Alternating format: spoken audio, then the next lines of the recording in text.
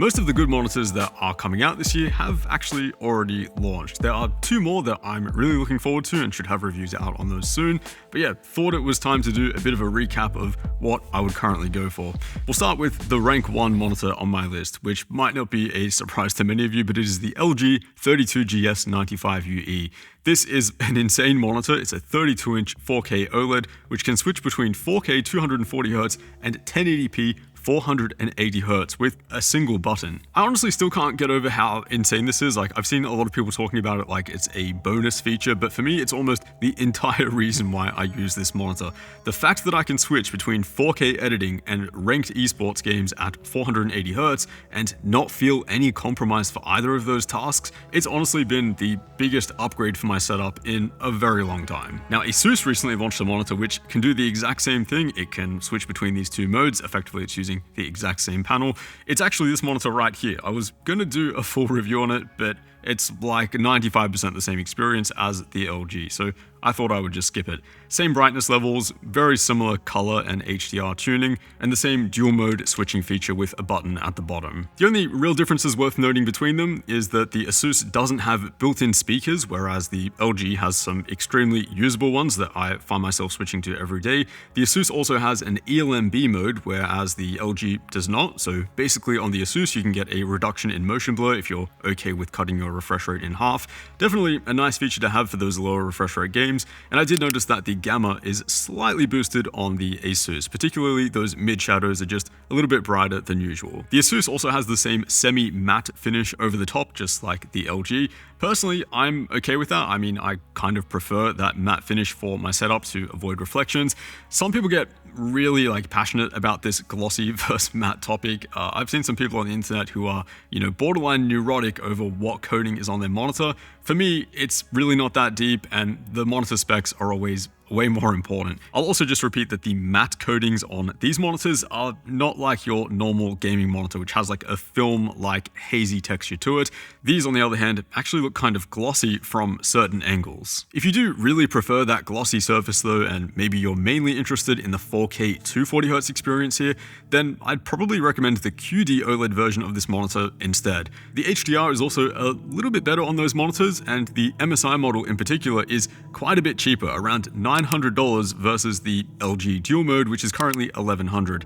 The text clarity on those monitors is slightly worse though, with a little bit more color fringing, and the black levels can rise quite a bit if you have a lot of ambient lighting. Speaking of QD OLEDs from MSI though, they currently make a 1440p 360Hz model for $750, and that easily gets my number 2 spot. Specifically here, it's the combination of the 0 millisecond response times with no ghosting or artifacting, while at 360Hz, while being at 1440p. It's hard to imagine that you'd ever need anything more than this, and it's kind of the best of everything. There's honestly no game that feels bad on this monitor. Glossy coating on this one, which some people might prefer. The text clarity is not amazing, but definitely something that you can get used to. And like all OLEDs, the max brightness is honestly pretty average, 250 to 260 nits. Like I mentioned before with QD OLEDs, if you have a lot of ambient light in your room, the black levels can rise a pretty extreme amount, and I'm not going to sugarcoat it, it looks pretty bad. So yeah, especially if you plan on playing darker games, you might want to adjust the lighting at your setup. This won't be an issue though on the upcoming 1440p 480Hz OLEDs, because those will be using a W-OLED panel, not a QD-OLED panel.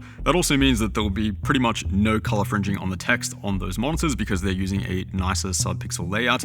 They're also going to be very expensive. Now for my number 3 spot, I was going to put the 1440p 240Hz OLEDs from last year. They've come down in price quite a bit. They are though still within striking distance of the newer 360Hz models, especially the MSI one. So I would honestly just save a little bit more and get that higher 360Hz refresh rate. Potentially though, if you are looking for a monitor within that $400 to $500 range, buying one of these 1440p 240Hz OLEDs used on eBay, for example, is actually not a terrible idea. The burn-in risk is actually way lower than what most people think, and technically all of those monitors, at least at the time of filming now, will still be under burn-in warranty. The number 3 monitor on my list though is something that I'm honestly probably gonna get memed on for, but I don't care because I really like this panel, and it is the 540Hz TN from Asus or Zowie. This monitor does not make much sense at all. It is $1,000 for a 1080p TN monitor in 2024. Saying that out loud just sounds bizarre, but honestly, it offers the most surreal, lifelike, smoothest motion that I've ever seen. For competitive games where that and latency is pretty much all that matters, they are objectively the best tool for that job. I would agree that 480Hz OLED is pretty damn close, but being able to keep up with fast-paced motion is just a bit easier on a smaller 25-inch display, and with Diac 2 or ULMB2 if you prefer the Asus model, it does technically deliver the smoothest and clearest motion currently out. It can also do something that OLEDs can't do, which is get really, really bright, especially the Asus model, which can reach 450 nits. Don't get me wrong, there are a ton of drawbacks with these monitors. They're not good at all as everyday monitors, but I do really like that they're hyper-focused on doing one thing, which is being the most pay-to-win monitors out there. They've got bad contrast, average colors, low resolution, the list goes on. They're very expensive,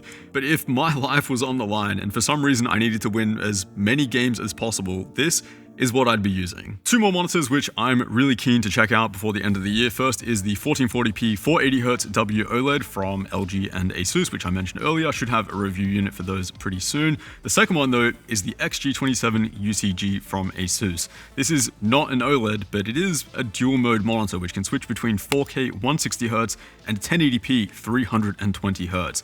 Honestly, no idea whether it's going to be good. It's been a long time since I've reviewed a non-OLED monitor, but especially as a mid-range option, it does look really promising, especially because it's going to be cheaper than a lot of these OLEDs. But yeah, I think we need to take a step back and actually just appreciate how good monitors are right now. They've taken a massive jump over the past year and a half. If for some reason you're looking to throw a bunch of cash at your setup and upgrade something and you haven't already tried an OLED monitor, then that is something that I can easily recommend.